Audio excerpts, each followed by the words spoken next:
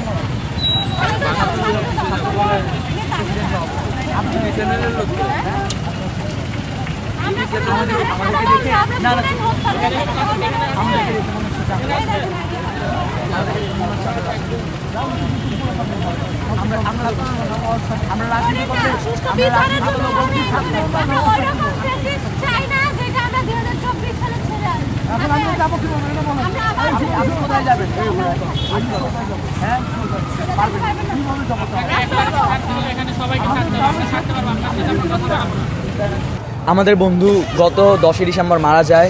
11 December আমরা একটা আন্দোলন করি।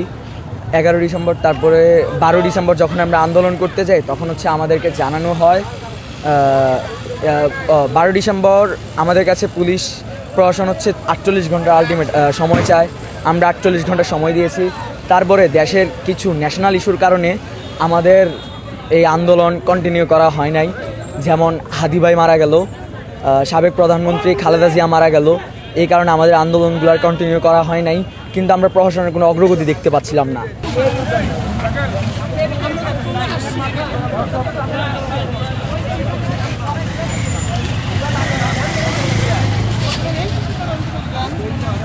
আপনার প্রথমে মামলাটা হয়েছিল যে জখমি মামলা 323-26।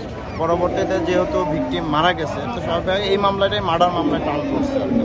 এখন অজ্ঞাতনামা দিয়ে মামলা করেছিলেন তারা, যিনি বাদী ছিলেন। তো আমরা ইতিমধ্যে ওই মামলার প্রেক্ষিতে 2 জনকে ইতিমধ্যে গ্রেপ্তার করা হয়েছে। আর বাকি আসামিদের গ্রেপ্তারের বিষয়ে সর্বোচ্চ গুরুত্ব সহকারে বিবেচনা হয়েছে। আমরা একটা টিমও তৈরি করে দিয়েছি। ইতিমধ্যে ডিবি থেকেও একটা টিম তৈরি করে দেওয়া হয়েছে, তারাও কিন্তু হয়েছে। গত রাতেই ডিবি একজন আসামিকে ধরেছে। তো আশা করি যে আরও যারা অভিযুক্ত আছে, আমরা ছাত্রদের সাথে কথা বলতেছি, তারা বা ভিডিও ফুটেজ চেক করা হচ্ছে, যাদের সুস্পষ্টভাবে বোঝা যাচ্ছে তাদের পেছনে আমাদের টিম কাজ করতেছে।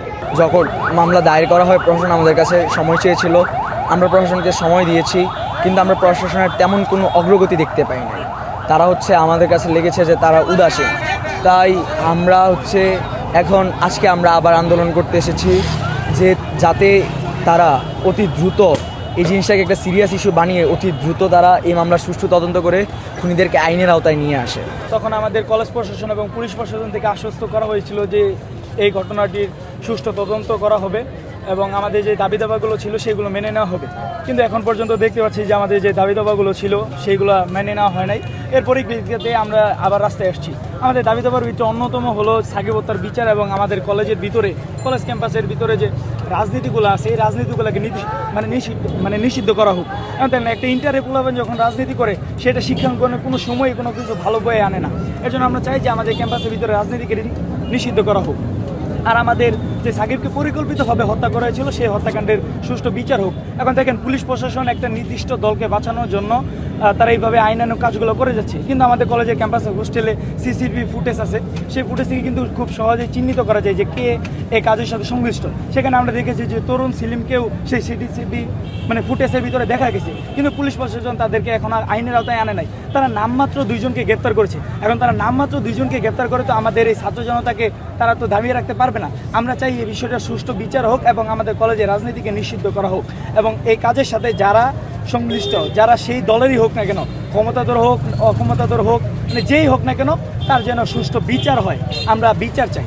থানা পুলিশ এবং ডিবি টিম একসাথে কাজ করতেছে, এটা আমাদের সিনিয়র স্যারদের নির্দেশে, যাতে করে ছাত্রদের এটা বোঝানো সহজ হয় যে ভাই আমাদের যত সামর্থ্য আছে আমরা সর্বোচ্চ কাজ করতেছি। এর মধ্যে আমরা 2 জনকে গ্রেপ্তার করেছি, মামলা হয়েছে, মামলাটা মার্ডার মামলা টানও করেছে।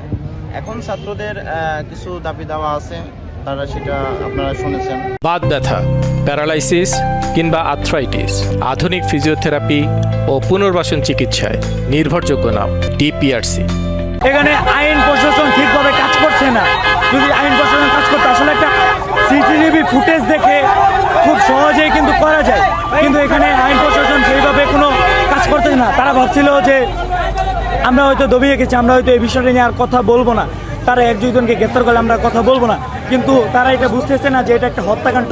এখানে যারা হত্যা করেছে তাদের আমরা বিচার চাই। পুলিশের সামনে যে ঘুরে বেড়াচ্ছে বা ওপেন স্পেসে ঘুরে বেড়াচ্ছে, এটা এখন পর্যন্ত আমরা কোনো তথ্য পাইনি। বা আমাদের যে কৌশল আছে, আমরা যেভাবে আসামিকে গ্রেপ্তার করে থাকি, আপনারা জানেন যে আমরা কত প্রকারে আসামি গ্রেপ্তার করে থাকি, এই সব উপায়ে আমরা আসামিকে মানে প্রকাশ্যে করতে দেখি না। রাজনৈতিক কারণে আপনারা এটা মনে হয় না এটা সঠিক, কারণ ইতিমধ্যে রাজনৈতিকভাবেও বারবার বলা হয়েছে যে কোনো রাজনৈতিক তাদের পক্ষে কেউ নাই, কারণ এরকম একটা মারামারি, হানাহানি, বিশৃঙ্খলার ঘটনায় কেউ আসলে পক্ষ নেবে না। আর এখন তো আপনি জানেন যে 5 তারিখের পরে এখন দেশের পরিস্থিতি অন্য যে কোনো সময়ের চেয়ে আমাদের জন্য কাজ করাটা সহজ, কারণ আমরা খুব বেশি এখন আর ওই প্রভাব প্রতিপত্তি বা তদবিরকে এখন আর অতটা পাত্তা দিই না, গুরুত্ব দিই না এখন পর্যন্ত। তো আশা করি এটা ইনশাল্লাহ আমরা পরবর্তী সময় ধরে রাখতে পারবো। এই কারণে আপনি দেখবেন যে বিভিন্ন জায়গায় প্রভাবশালী লোকজনও তো আমরা গ্রেপ্তার করেছি। এই ঘটনায় তো 2 জন ধরেই ফেলেছি, বাকিগুলোকে তো আমরা অবশ্যই ধরবো ইনশাল্লাহ। মোটিভটা ভাইয়া এরকম বলা যায় না যে এই জিনিসটা কিন্তু অনেক দিনই হয়ে গেল। এর আগেও তারা কিন্তু রাস্তা অবরোধ করছে, আপনাদের আশ্বাসের জন্য তারা কিন্তু অবরোধটা উঠায় নিয়েছিল, আবার সেম জিনিসটা পুনরাবৃত্তি করে। বিষয়টা হলো যে একটা ঘটনা ঘটতে সময় লাগে না, কিন্তু এই ঘটনা ঘটলে মামলা হয়, মামলার পরে তদন্ত হয়, আসামি ধরা হয়, এরপরে আপনার দিতে হয় কি বলে আমরা তদন্তের যে প্রতিবেদন সেটা আমরা কোর্টে প্রেরণ করি, বিচার হয়। ফলে ঘটনা ঘটতে সময় লাগে না, কিন্তু এটার তো সমাধান হতে বেশ সময় লাগে, কারণ এটার উদ্দেশ্য হচ্ছে যাতে কোনো নিরপরাধ ব্যক্তি দায়ী না হয়, মানে ভিকটিম না হয়, নতুনভাবে মানে কোনো হয়রানির শিকার না হয়। যিনি অপরাধ করেছেন বা অপরাধের সাথে যুক্ত তিনি যাতে শাস্তির মুখোমুখি, এটা আমরা নিশ্চিত করি। কারণ আমরা সবসময় যে আমাদের একদম চাপাই দিলে যে আমরা হচ্ছে যে সান্ত্বনা দেওয়ার জন্যে তদন্তের বাইরে গিয়ে বা যে যুক্ত না বা যে অপরাধের সাথে জড়িত না তাকে আমরা ধরতে চাই না, এটা তো আমাদের আইন বলে, এটা কিন্তু আমাদের আইন বলে। আমার একটু সময় লাগুক, তারা আমাদের গালি দেখ, বকা দেখ, রাগ ক্ষোভ ছাড়ুক, তারপর আমরা আমাদের নীতিতে একটু শক্ত থাকতে চাই, যাতে নিরপরাধ কোনো ব্যক্তি কোনো মামলায় যাতে হচ্ছে যে আসামি না হয়, ভিকটিম না হয়। আপনি জানেন যে যখন একটা নিরপরাধ যুক্ত হয় তাহলে আমাদের পুরো এই ক্রিমিনাল জাস্টিস সিস্টেমটারই একটা ধরেন যে খুঁত তৈরি হয়। মানে আপনারা এটা কি তাদের আসামি ধরে? আমরা কিন্তু 2 জন ধরে ফেলেছি, যারা অভিযুক্ত 2 জন ধরে ফেলেছি, মামলা রুজু হয়েছে, মামলার তদন্ত চলতেছে।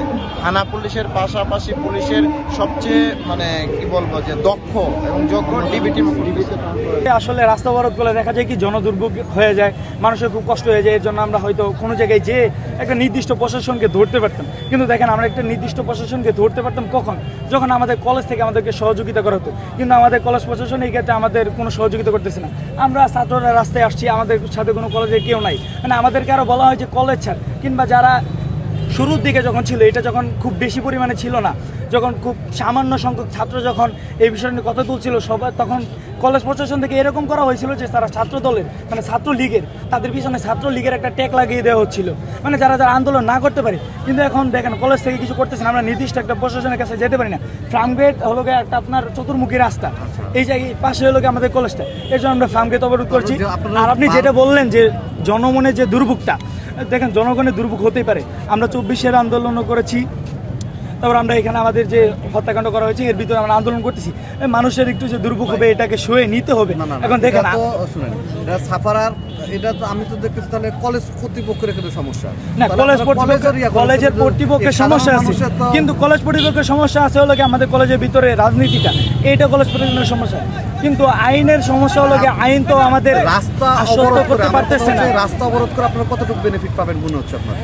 আমার মনে হয় এইখানে হলো ফার্মগেট খুবই জনবহুল একটা রাস্তা, এখানে যদি আমরা স্বাভাবিক জীবন চলাচল পথে কিংবা যদি একটা বাধাগ্রস্ত করতে পারি, আমরা মনে করি যে আইন এই বিষয়টাকে আরও বেশি গুরুত্ব দিয়ে নেবে এবং এই বিচার কার্যক্রম আরও ভালোভাবে পরিচালনা করবে। কিন্তু এখন তারা যেটা করতেছে এটা কোনো সময় কাম্য নয়। তারা নামমাত্র 1-2 জনকে গ্রেপ্তার করছে, যারা হলো যে মূল হুদা তাদের হলো চেলাফেলা। এটাকে করলে তারা আমাদেরকে বুঝাইতে চাইতেছে, আমাদের ছাত্র জনতাকে দাবিয়ে দিতে চাইতেছে, কিন্তু আমরা দাবি পার নয়। আমরা আমাদের যে লক্ষ্য আমাদের কলেজে রাজনীতি মুক্ত হবে এবং সন্ত্রাসী যারা যারা হত্যাকাণ্ড ঘটিয়েছিল তাদের বিচার হবে, এর জন্য আমরা রাস্তাতে এসেছি।